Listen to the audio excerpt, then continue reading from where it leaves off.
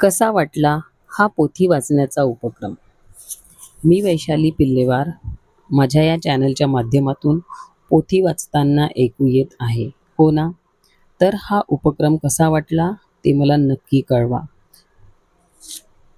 21 मे गुरुवार पोथी वाचन पूर्ण कंप्लीट झाले. म्हणजे 21 अध्याय गजानन महाराज संक्षिप्त पोथी या या पोथीचे वाचन पूर्ण कंप्लीट झाले. छोटे छोटे अध्याय, सिंगल अध्याय अपलोड केलेले आहे.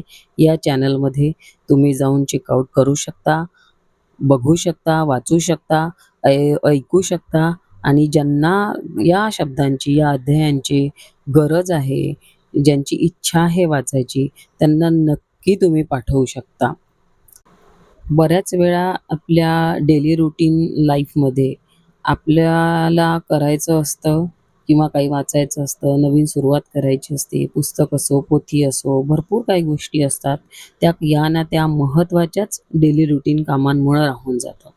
आणि या चॅनलवर काही शॉर्ट्स याच उद्देशाने मी तयार केले होते, की यामधूनही आपण वेळ काढून मोबाईलवर जाऊन आपण आपल्या सकाळची सुरुवात 5 मिनिटांनी करू शकतो. अगदी प्रत्येक अध्याय 5 ते 6 मिनिटापर्यंतच झालेले आहे.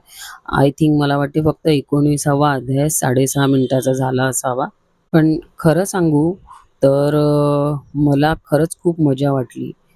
सतत नेहमीप्रमाणे वाचायचं, त्याहीपेक्षा रिटेक भरपूर घेऊन पोथी वाचन करताना खऱ्या अर्थी त्यातील शब्दांचा उलगडा झाला.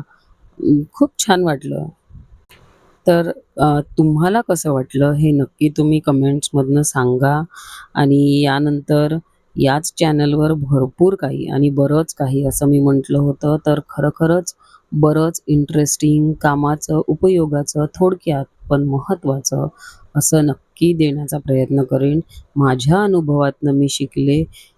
काही गोष्टी म्हणजे भरपूर साऱ्या गोष्टी मी लाईफमध्ये इम्प्लिमेंट केल्या. त्या सुखाच्याच मार्गाने गेल्या. तेव्हा मला या सगळ्या गोष्टी शेअर कराव्याशा वाटत आहे आणि त्याचसाठी मी हे चॅनल ओपन केलं आहे.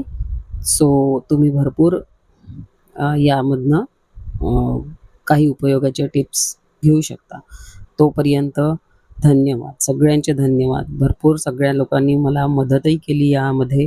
त्यांचेही आभार आणि सरतेशेवटी मी नक्कीच म्हणेन, की युनिव्हर्सला थँक्स द्यावं. त्यासाठी thanks my ऑलमायटी, thanks universe and thank you all.